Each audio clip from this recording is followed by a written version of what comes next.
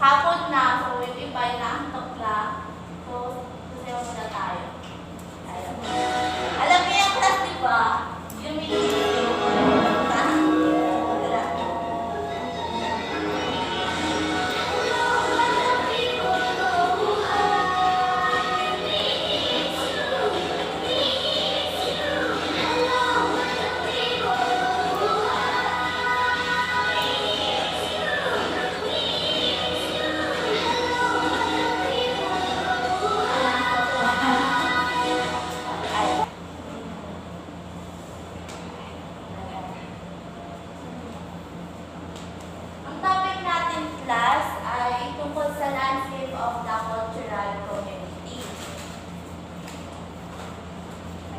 in this lesson, we will discuss the culture of a community so that we can understand the use of proper space and painting and create an artwork that pays attention to space.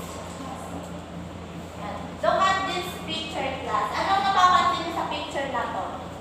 Colorful. Yes, Nancy. Colorful po, teacher. Colorful. Ano pa po? Nature. Sige, Charles. Nature. Sure. Ano pa po?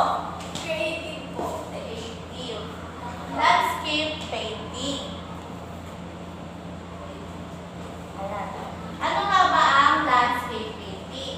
Landscape painting, na elements ng arts class ay meron tayong tinatawag na space. Ano nga ba ang space? Is the distance or the... Okay.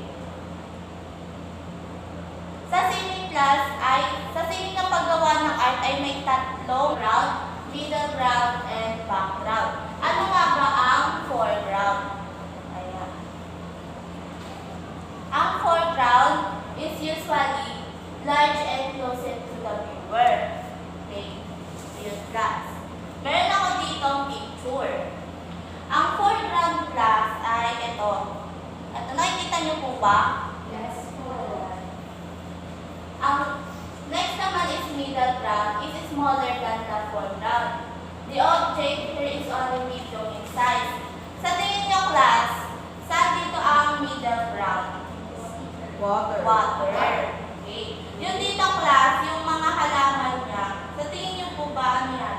Middle ground or background? Middle. Background. Middle. Middle. Ayan.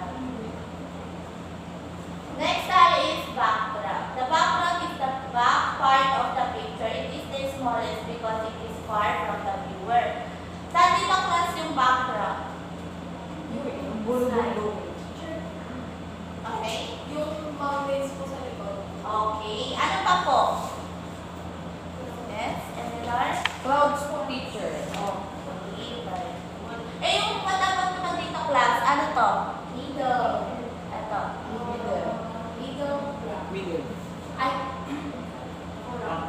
Foreground po. class. Middle. Ito po. Middle. Middle. Middle. Ayun. Ito pong mga, ayan, puno. Foreground. Very good. Okay. Okay, kasi naiintindihan niyo po ba ang foreground, middle ground, and background? Yes, po. teacher.